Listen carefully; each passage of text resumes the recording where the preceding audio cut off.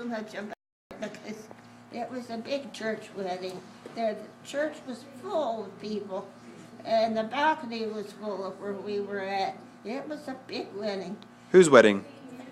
Of course, Joe's and mine. Oh, yeah. And we had a, it was back in 43 and there weren't too many men around, so, but we had a little boy that looked like Larry was when he was small. A little blonde boy was the ring bearer, and then there was two little girls that were the flower girls that carried the flowers around. They were cute as they could be. And then I had Mary Alice that was, well, it's hard to say, but she was my best maid of honor. And then I had Doris Fox was my best friend, was next in line. Yeah. And then I waited at the pastor's study to be called with my father, and my stepmother was in the room with the girls, and then she seated herself. It was really her wedding more than it was mine, I think. But anyway, when the time came, my dad and I opened the doors to the church, and there we were, the two of us. I was the bride, of course, and we went down the aisle and were married. And Joe was down at the end of the aisle. And I saw Joe ahead of time, and my dad said, "Don't you dare look at him, because that might bring bad luck." But it didn't, because we were married for so many years and celebrated our 50th wedding anniversary together. You celebrated up more than that. Over 65. Yeah, 65 is when before he died. But we had a marvelous marriage. You couldn't ask for better. But what happened right after we got married,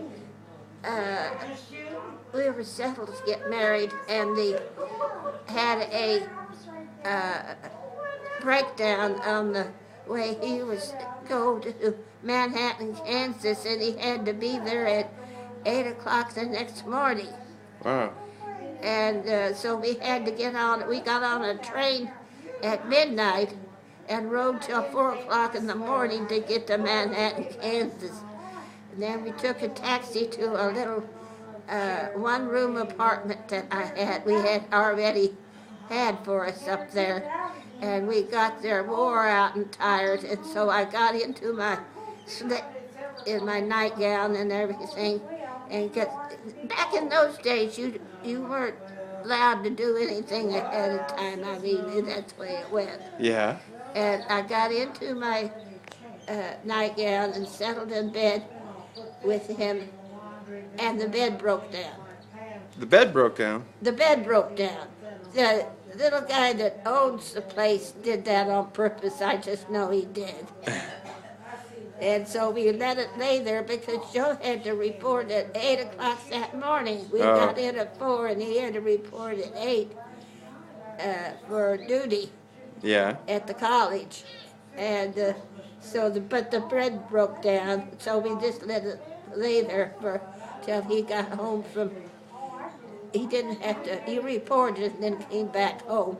Right. We're to the apartment. It was right off campus, and we stayed there for 3 months.